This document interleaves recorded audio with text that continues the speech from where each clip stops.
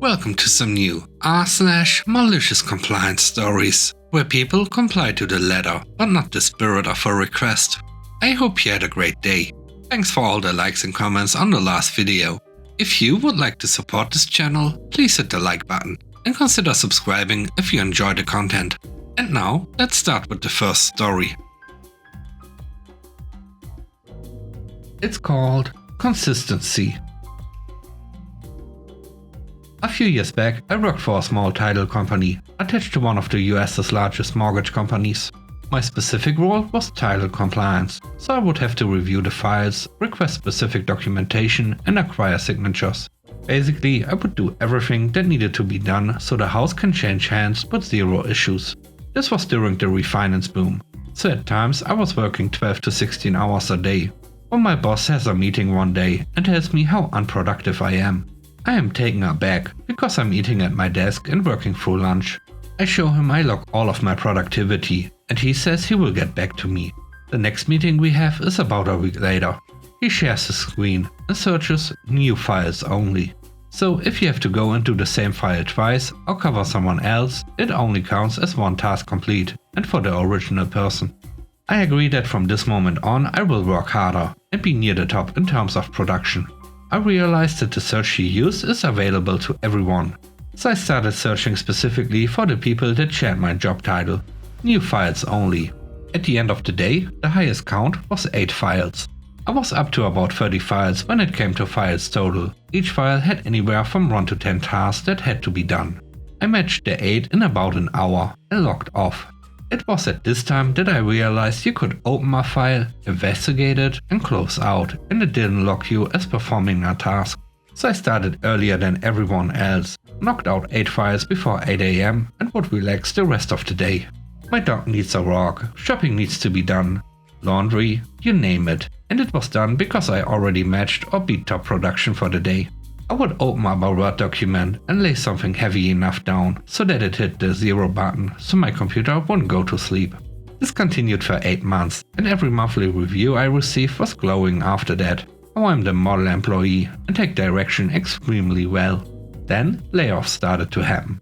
I saw the writing on the wall, so I started using my extra time to look for a job. 2 rounds of layoffs were completed and I survived both cuts. When they laid me off, it was only 3 weeks before I started my new one, since I was already interviewing for a position. The next story is called Just Undo It. When I was a teenager, I spent my summers visiting my mom on one side of the country and every other year her mom, my Grammy, on the other side of the country. Grammy usually had some projects that needed to be done, like cleaning gutters, fixing a fence, things like that. This time she wanted some trees chopped down. Volunteer trees, the kind that grows tall and fast but not thick. Easily handled with a hacksaw and or hatchet if one knows what they are doing. As will become apparent, I was not qualified for that. Grammy hired a neighborhood teen to help out and the 2 of us tackled the first and smallest of the 3 trees. This was when I learned that I was the more qualified of the 2 of us, so I was in charge of planning. Shockingly, the first 3 went smoothly, and we learned how well we worked together. The second 3, no problems. We are feeling like we have a handle on things.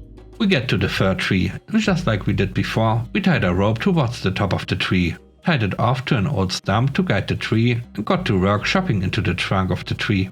We realized we had a problem when the rope ran tight.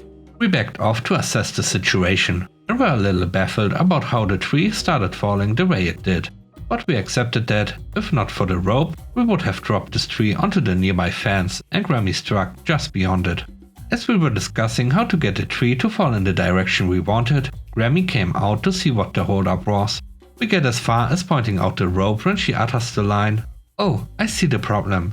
You used the wrong type of knot. You needed a slip knot so you could tighten it up as you went. No, that's not the problem. The problem is... Here, undo that knot. I'll show you how to tie a proper knot." Nothing we could say could dislodge the logic that we just needed a proper knot. So, confirming that what happened next was directly Grammy's fault, we undid the knot. The knot that was holding up a whole tree. Grammy was halfway into the first step of whatever knot she wanted us to tie before she realized why we weren't listening to her. All three of us watched this tree fall, nice and slow, onto the fence. With a mighty crack, the trunk separated from the stump, and the tree continued tipping directly onto the roof of Grammy's truck. Silence. Then, finally realizing what we had tried to tell her, Grammy lets out a hearty laugh. Okay, I was wrong. Now finish the job and get the tree off my car.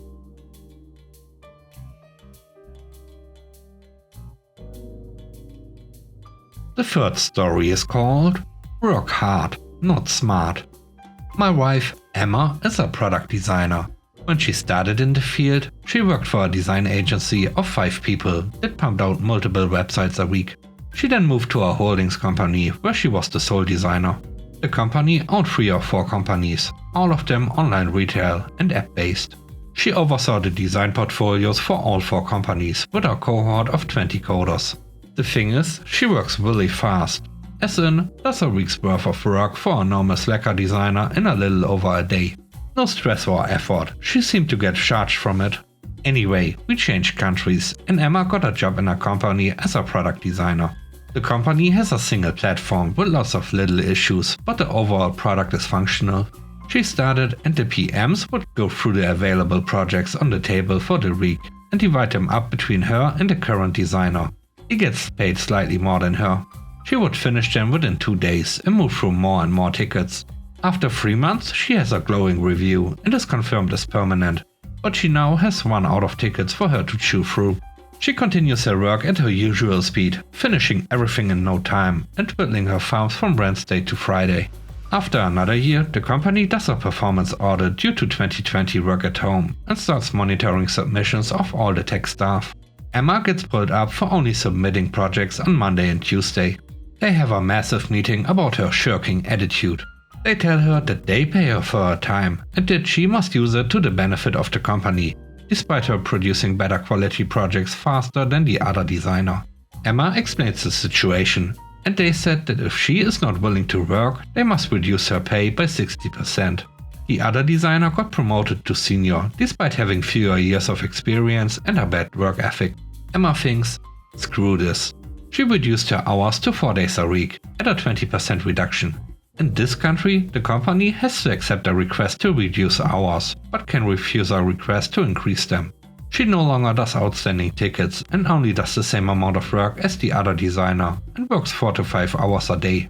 And they are back to praising her consistency.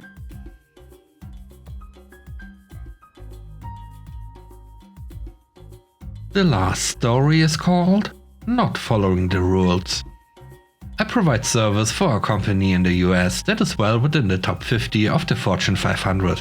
They have a large number of stores and I provide service for a couple of specific pieces of equipment at each location.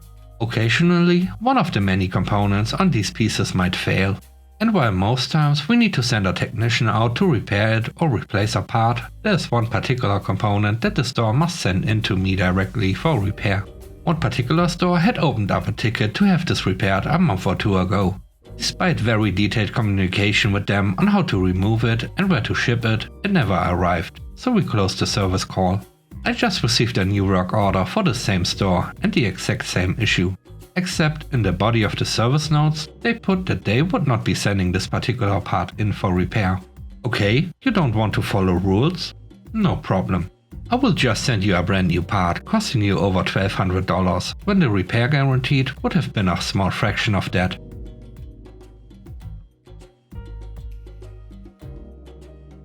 And with that, we end today's video. Let me know what you think about the stories. On a scale of 1 to 10, how would you rate the stories and today's video? I hope you enjoyed the video. If you like what I do and want to support me, please subscribe and hit the like button. I hope you have a great day. Stay safe. Bye bye.